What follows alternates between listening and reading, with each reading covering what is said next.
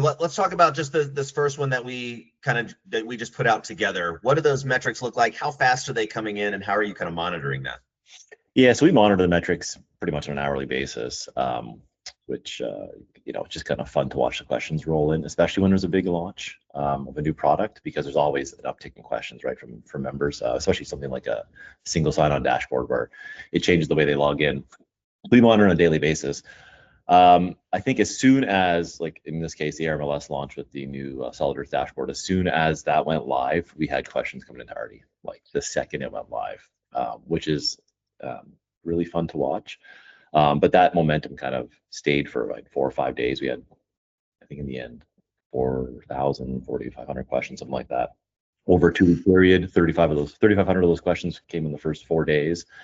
10% of the membership essentially asking a question of Ardi on how to use a new product and getting answers right away, instead of having to call in. And I heard from the ARMLS support team, people calling in were on the phone for multiple hours trying to get answers to the questions, because the support line was just backed up that much. And meanwhile, since Solid Earth and ARMLS had the foresight to actually add those questions or documents into Ardi, anyone who actually went to the website and used it, or actually on the ARMLS SSO dashboard, got their questions answered right away. Massive time saver. So, yeah. One of the things I think about as, the vendor that the questions are being asked about, right? Like something that we're approaching is, how do we use these questions for our next launch? How can we get out in front of this even more, right? I mean, this just seems like such in the moment data that when we're launching, like, oh, we can get a little bit more predictable here and make this experience better, right? And then that just kind of shifts that, that value a little bit more. I mean, that's the number one thing I thought about. 100%, yeah. I'm going to say yes, but with a caveat where human nature is you can put out as many videos as you want, as much documentation, as much pre-training for the members as you possibly can, like 6 months ahead of time if you need to. But a lot of them aren't going to watch it or read it or do any of that. They're going to wait until that one moment where they have to log in. They're like, oh crap, I can't do it. What do I do?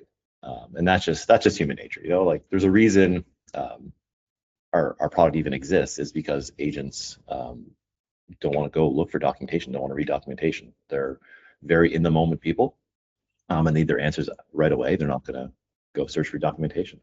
It's just,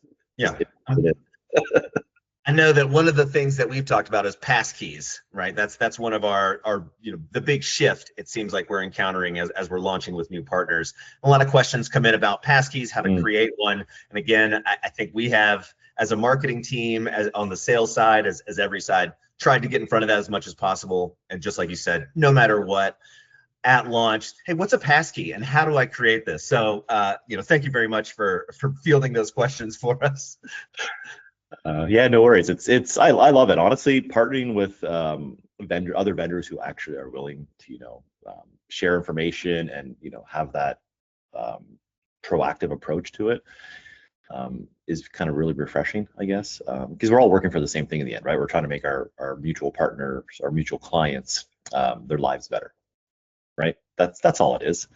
And we are very good at the AI thing, but we're not good at much else, and that seems self-deprecating, but it's probably fairly true. But it's what we do. Like our whole engineering team is all AI experts, right? So we're really good at this. But we're not going to build SSO dashboards. We're not going to do the whole passkey thing. That's not us. So we can help you guys make that better for our clients, but we'll stay in our lane, do what we have to do, and that's who we are.